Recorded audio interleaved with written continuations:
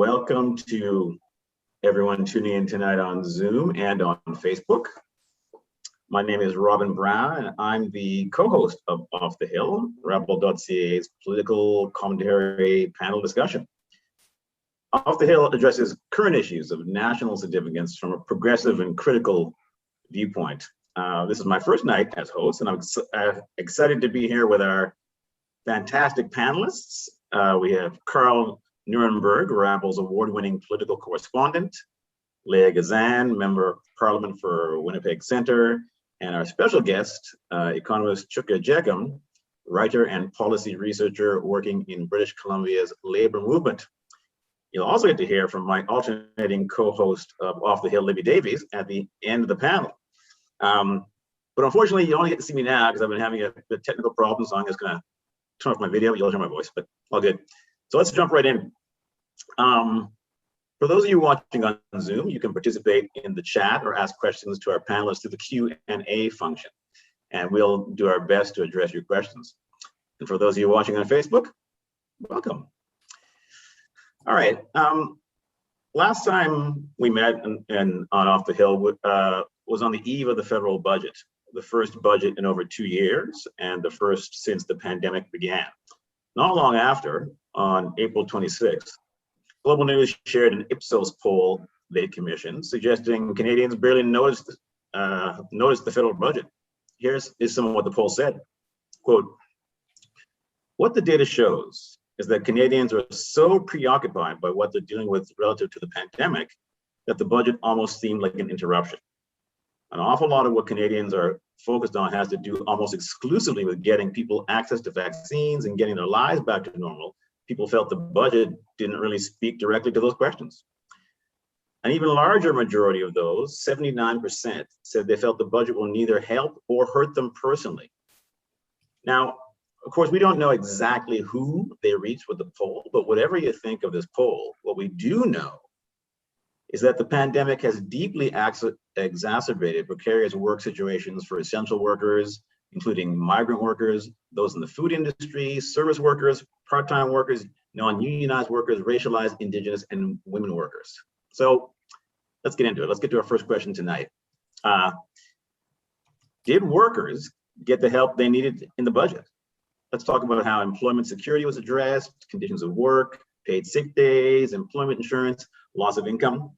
Leah, let's start with you. You recently introduced a motion in Parliament for a permanent guaranteed livable basic income that would help address these concerns. Do you think the budget delivered on that? Well, absolutely not. I think it's no secret I've been pushing for a guaranteed livable basic income for those who don't have one. We already have income guarantees in this country. OAS is an example of a guaranteed income, not livable. Students gutted by the pandemic, unable to get employment. It's not okay that even students in this country live in poverty as a longtime post-secondary educators, seniors. 70% of adults with intellectual disabilities live in poverty. This is not acceptable. So what my motion proposed was to ensure a guaranteed livable basic income for all, and to make current income guarantees livable and expand them out to the many people that are falling through the cracks. And as we see the pandemic continue, we're in year 2 of the pandemic, people are not only getting their CERB cut, but now, losing their income. We now see people on the verge of being unsheltered. I'm really proud that our party has been calling for CERB amnesty, and there's no reason why we can't have it.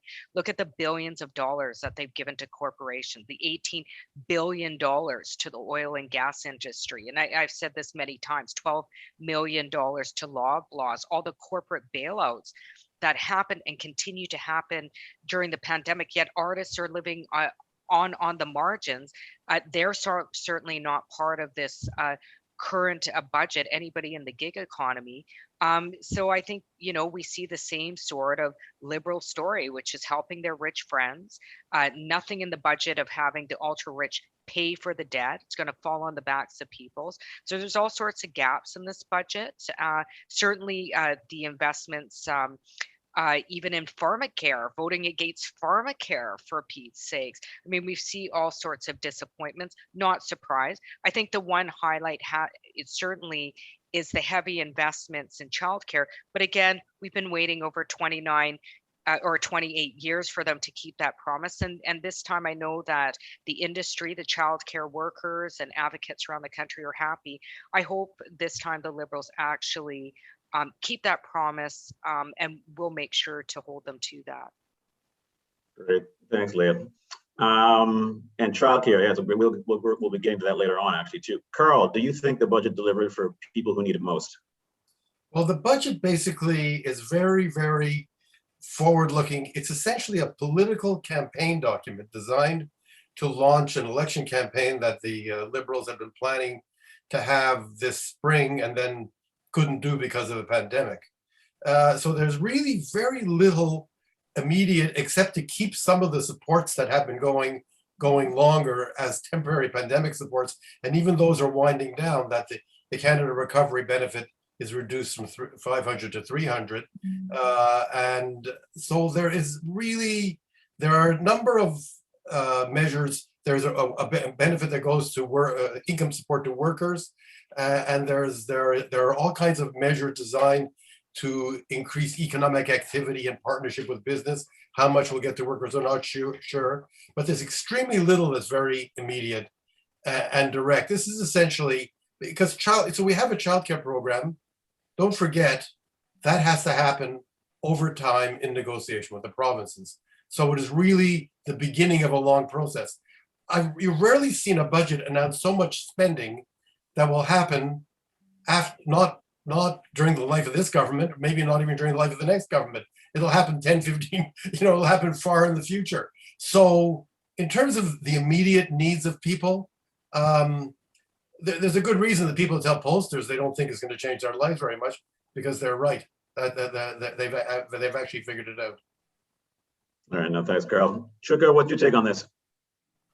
I think that I would say unequivocally the answer is no. I mean, I think that there are two primary things that could be said to support workers in this critical time, or sort of overall. One would be reduction in the necessary reliance upon wage labor, or effectively an increase in the guarantee to which people have access to the resources required to live a meaningful and fulfilling human life, right? The education, healthcare, shelter, social connection, all of those things that are absolutely essential. The fact that employment security is so important is because employment is generally the way that we access those things. So the degree to which I don't feel that the budget meaningfully reduces the sort of structural reliance upon wage labor. I think, as well as Leah mentioned, the fact that certain groups especially experience poverty demonstrates the sort of deeply patriarchal and ableist nature in our society, and that if you aren't sort of contributing in this very sort of medieval sense, and I would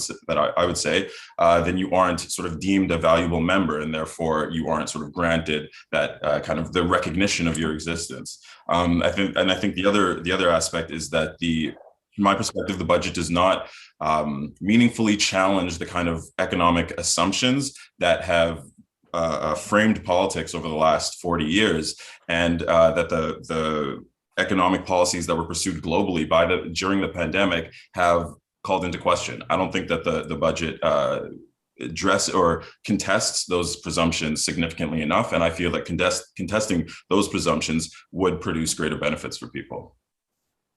All right, thanks, Sugar. Thanks, all. I could just stay with you, Sugar. Black Canadians were disproportionately hit hard by COVID at the same time as the global Black Lives Matter protests following the murder of George Floyd. Actually, we'll actually go with Carl. Carl, the federal budget specifically allocated dollars for initiatives for Black Canadians for the first time. What do you make of that? Well, it's a very small amount and almost a token amount. And one really has to think that if you wanted to help Black Canadians, you'd have to look at all the areas where Black people work, and again, disproportionately in unstable work situations and work that's not guaranteed long-term. in part-time and temporary work situations, and look at that more broadly. So it's hard to imagine that tens of millions of dollars here and there. It'll have some impact on helping develop some Black small businesses, but really it's very difficult to sift out one group or another in dealing with the economy and dealing with social groups in the economy, and you have to look more broadly.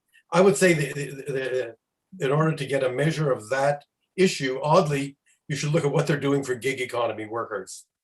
And I invite people to take the budget and do a keyword search through the budget for the word gig worker.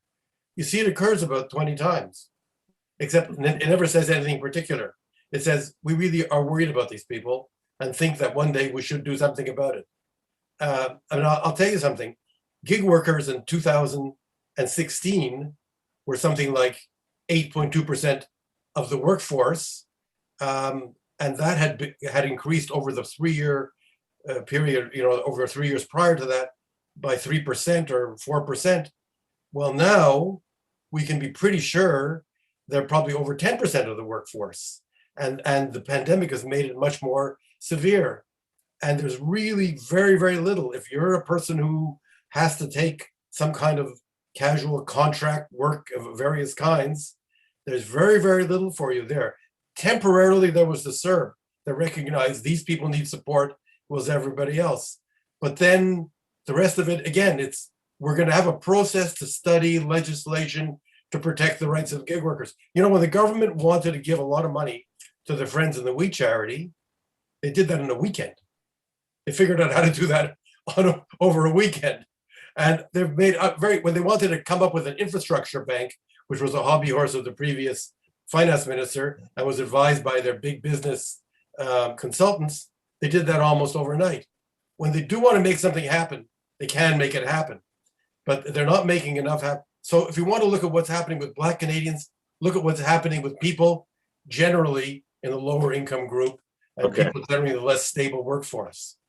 All right, I want to bring Chuka back into this. Chuka, what do you think? Did the budget include enough for Black Canadians and in the right places? I mean, certainly, again, no, without question, the answer is no. I think that when considering sort of structural inequities that persist in our society, the inequities experienced by Black Canadians don't emerge out of a vacuum. And so addressing them requires addressing the sort of structural causes for them, right? The embedded inequities that create the expressions of inequity that we see in access to housing and wealth disparities in criminal justice outcomes or carceral outcomes, things like that. And I don't believe that the government has that perspective on those sort of structural issues. I don't believe that they accurately identify causes and distinguish them from expressions. And two, I don't think that even if they were to hold that perspective, I don't think that the things in their budget actually even begin to address those kind of deep-seated structures that sort of cause these inequities and that inform both domestic but international policy. The practices that create, or the practices that have led to, the historical currents that have led to the inequities within Canada are the same that have led to the inequities globally that Canada propagates and benefits from. Okay, thanks, Chuka. All right, seeing as the audience knows that we keep a tight ship here, it's 45 minutes, we're gonna move on to our final question before going to audience questions. Let's bring Leah back in. Leah, the government made big promises on childcare, but will their commitments change anything for precarious workers, and will a national program be effectively delivered anytime soon? Leah. Well, I mean, we had issues prior to the pandemic, and they've worsened as a result of the pandemic. I want to talk a little bit about migrant workers and paid sick leave. If you look at what's going in Manitoba, we are in a health crisis. We're sending people to Ontario. We've run out of ICU beds. The majority of people that are contracting COVID are workers. We don't have proper paid sick leave in this country. The government hasn't really promised a real plan. And a population that's been really impacted in terms of essential workers have been migrant workers. And I bring this up because it's a massive issue. The fact that although even though the government announced spots for permanent residency, they've excluded all essential workers that have put their lives on the line during the pandemic, their lives and their families' lives on the line with very little acknowledgement, which is why I'm really supportive of this Status for All campaign. To make sure that all Canadians can benefit from rights. And we talk about childcare and, going back to childcare, but let's not forget that refugee families in this country do not even benefit from the child tax benefit. They do not get the child tax benefit. They can get social assistance, but they don't get the child tax benefit. This is hugely problematic and places families in very deep levels of poverty. We have systems in place that perpetuate systemic racism. I would argue that the child tax benefit, limiting access to refugees from accessing it, what's gone on in First Nations, we know the 10th non-compliance order with the Canadian Human Rights Tribunal ruling to immediately stop racially discriminating against First Nations kids on reserve. We see nothing in the budget for them to rectify it. In fact, I put in a question of privilege to find out how much this government has budgeted in this budget to fight Indigenous peoples in courts, because they spend at least $500 to $1 billion a year fighting Indigenous peoples in courts annually. And we know another group hard hit: women. We know an essential part to make sure that women can join the workforce is a robust child care system.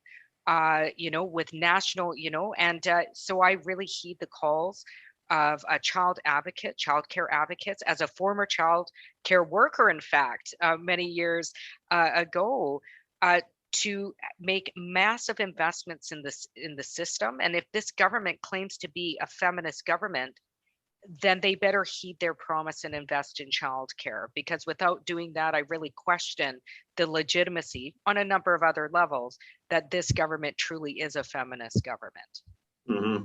And do you think that this national program that they're promising will be effectively delivered anytime soon?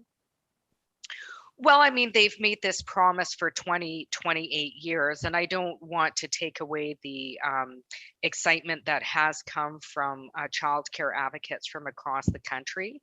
All I can say is that I do still believe that this government, if it does go through, it needs to be pushed. But I agree with Carl. I think this was a pre-election budget campaign announcement. And I'm hoping that we can push this through very quickly to make sure they finally keep their promise. They were making the same promises when I was in childcare. It was many years ago. We're going on 29 years. Childcare workers, essential workers, they deserve to have a living wage. Parents and families, caregivers deserve to be able to make a real choice of working or staying home, and not be limited by barriers to a good quality public childcare. So I'm keeping my fingers crossed, and I certainly will be pushing for that. Okay. Chuka, in your April Rabble column, you questioned how the government framed its decision to invest in childcare. As they said, the investment would pay for itself by boosting the post-pandemic economy. But you raised concerns about this framing. Why is that? I just think that it omits some of the benefits that a well-funded and comprehensive childcare program would produce, and it justifies it in a way that makes the program very vulnerable. First, I think that the contributions of a childcare program isn't just the increased economic freedom of women, which obviously is absolutely essential, and the government must invest in it. But the government must invest in that and provide a comprehensive childcare program, right? The two things are not completely identical, and to say that the only investment in the economic empowerment of women is a childcare program is to in some way essentialize women as caregivers or mothers, which obviously we would argue against. Additionally, to say that the program would, in presenting the program, to say that it will pay for itself, it creates a vulnerability in that if the program doesn't produce the sort of GDP boost that you have claimed that it would, then it calls into question whether or not the program is worthwhile. Should it still be pursued if it doesn't, quote unquote, pay for itself? So I think that it improperly or inaccurately identifies the benefits of a program, and it unnecessarily creates vulnerabilities. All right, thanks, Joe. All right, folks. Now we're going to go. Actually, thank you very much for the great answers to those questions. We're going to go to some audience questions right now, and we have one actually right here from it's from audience member Sandra Curry asking. She wonders how women's unpaid, underpaid, and essential services were addressed in this budget. Who wants to jump in and take that one? I'd like to talk about the JLBI. I think care work, I mean, there's certain work that is not respected in capitalist systems. I would argue that care work is one kind of work that is just not respected in capitalist systems, and also art. Capitalist systems are not designed to respect the critical, dire, essential work of artists. Which is why one of the reasons why I pushed for that guaranteed livable basic income. There's so many people, so much work that happens mostly by women that is unpaid work that is devalued in capitalist systems. So I think this budget perpetuates the norm of devaluating this kind of work, care work, critical work. And I don't see any sort of change in this budget, unfortunately. Let's go, Carl. Anything to add? I think the thing that's important to remember, I'm not trying to defend this government or any federal government, but we live in a federal system where the provinces are very, very powerful, where they control a great deal of what happens in people's lives, the education systems, the healthcare systems, and most of labor. Most workers are regulated by their provincial governments, not by the federal government. So in a sense, Leah's argument that what the federal government could do, where it has carved a space out for itself historically and can continue to act, is in direct income support to everybody, in direct payments to everybody. The federal government has taken on that role. I mean, people may not realize it, but in 1940, they actually had to amend the Constitution to allow the federal government to bring in unemployment insurance in Canada. But that's, unemployment insurance and pensions for everybody have become, through practice and through time, the part in the federal government's court. Similarly, we could extend those and extend that kind of payment, and now we have the child benefit, to a universal payment for everybody. There is a field where we wouldn't have to do that province by province, negotiated agreement by negotiated agreement. The federal government could come in with, there would be some role for the province. The provinces always have something to say in this country, but where the federal government would be holding the steering wheel and would have the capacity to really steer this program along. In the case of childcare, I mean, the fact of the matter is that childcare is considered to be, by our Constitution, something like education. Education is unambiguously and unequivocally a provincial responsibility. Unlike many other federations, like as Canada is, we don't even have a federal minister of education. The Americans have a federal secretary of education. We would never do that. The Chrétien government wanted to get involved a little bit in education. They set up a kind of institute in education, and then they finally abolished it. They thought it was a waste of money. And they got involved just by funding professors through Canada Research Chairs or giving out scholarships to universities. So we're going to have an endless negotiation. If they're going to really push childcare through with premiers like Doug Ford and Jason Kenney and Brad Wall, not Brad Wall, I forgot his name now, Saskatchewan, the new guy, he's not so new anymore, and your friend in Alberta, they're going to have, and your friend in Manitoba, they're going to have a hell of a negotiation. Ideologically, Scott Moe, thank you, to remember, in Saskatchewan, we're going to have a big, big task. I mean, the Atlantic provinces are likely to go along with it, and certainly British Columbia would go along, and Quebec already has universal childcare. So, but I think the federal government has not focused and said, where can we act and act quickly and make a difference now? They're looking only at what they can talk about and what they can put in the window as advertising and as promotion, not where they can really have an impact on people's lives tomorrow and the day after tomorrow. All right, thanks, Carl. Shuka, just again, folks, the question we're dealing with came from the Sandra Kerr in the audience. So, Shuka, what do you think? It was how did this budget deal with women's unpaid, underpaid, and essential services?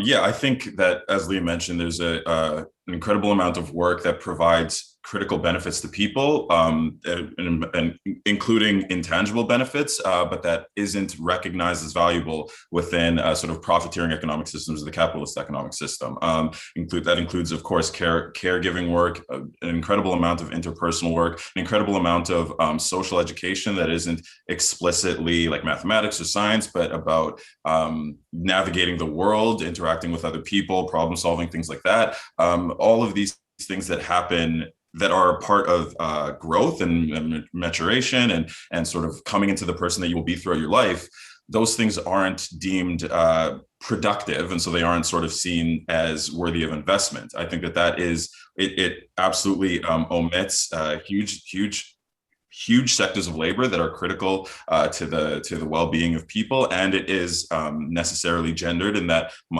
the majority of the work that isn't recognized is work that is gendered, is disproportionately provided by women.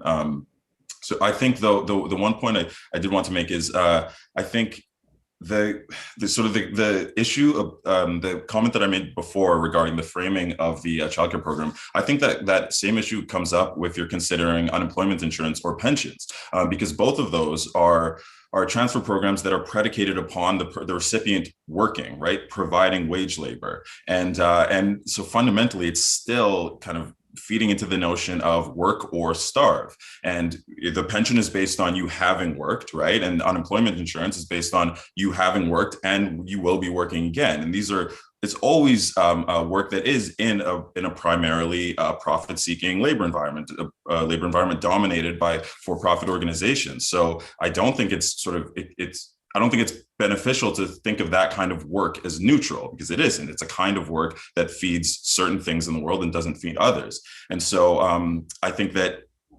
structuring someone's access to well-being, whether it's directly or tangentially, structuring someone's access to well-being to their ability to provide wage labor is both sort of morally condemnable and like structurally flawed. I don't think it's beneficial or sustainable. Can I just leap in? I just want to, again, I'm going to sound like somebody defending the status quo.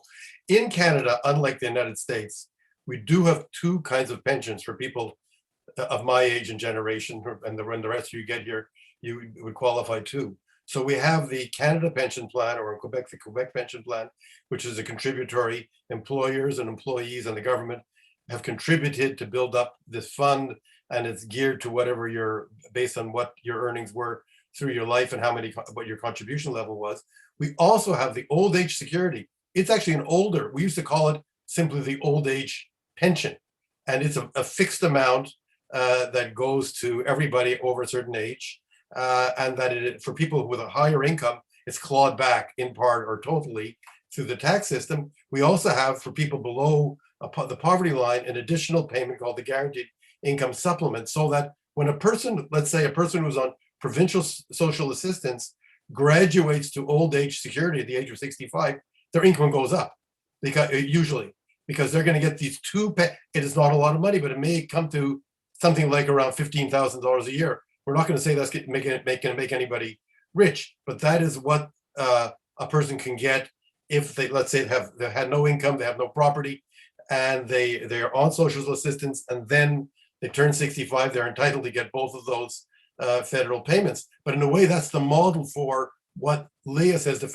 Hugh Segal, who was a conservative former senator, is sort of on the same campaign as Leah for a guaranteed income, maybe not the same kind, maybe a conservative version, but he would always point that out. We have a guaranteed livable income, or a guaranteed basic income. Maybe it's not really guaranteed livable, but a guaranteed income for senior citizens. And we have, in a sense, eliminated the most dire poverty among senior citizens. When I was a young journalist, I did a story about senior citizens in Montreal eating dog food, eating cat food, not able, if somebody needed medicine, they didn't eat. They could have medicine and not eat. They had rats in their apartments. So we have made life better for the that way. We do it for everybody. You segued into a very good question by a member of the audience. Don is saying that elder care is a disgrace in this country. He says there are more women working to help aging and sick parents than women staying home to raise their children, yet the budget had billions for childcare and only a token amount for elder care. So why? Well, I think just to pipe in here, I think, seniors in this country were not well cared for prior to the pandemic. We knew of these issues prior to the pandemic. Certainly, the crisis in long-term care homes certainly highlighted it. But I mean, we have all sorts of issues in this country where we're not properly caring for seniors, whether it's economic abuse of seniors, elders abuse.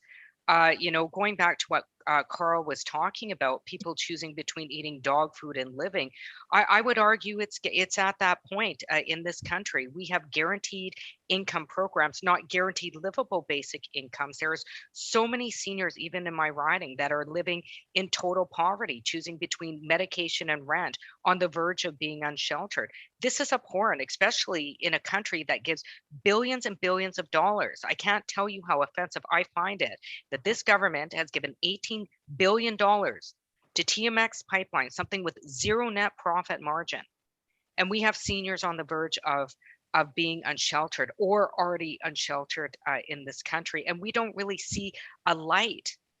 This government gave a $300 one-time payment to seniors during the pandemic.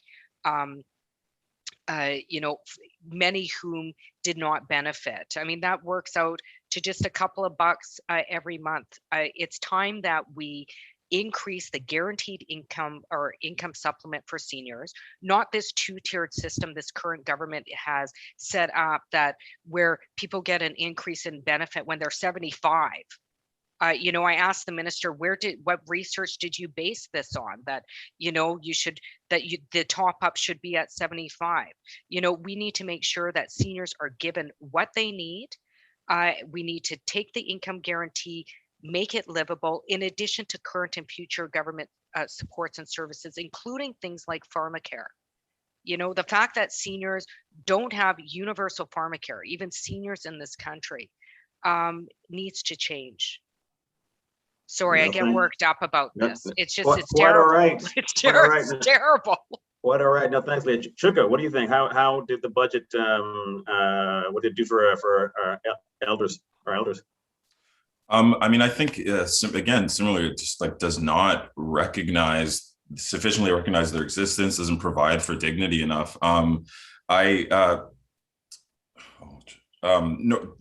think the issue, so one of the issues with those sort of additional income supports coming in at 75 or even at 65, as Carl mentioned, is, of course, the wealthier you are, the longer you live. And so to say that for the government to say, oh, well, these, if someone sort of reaches the age of retirement, then they get these additional programs, you still have to reach the age of retirement. And if you experience poverty your entire life, it's not like a neutral thing to say that will happen. So I think it's sort of still has those same critical problems in that it's still tying a lot to either the provision of wage labor or the sort of classification as of working age. I think the other thing, somebody I apologize, I missed your name, but a comment from the audience identified that women make less money on average throughout their entire working life. So whenever pensions or retirement resources or anything like that is based on income or tied to income, it necessarily will also have those gendered and racial inequities.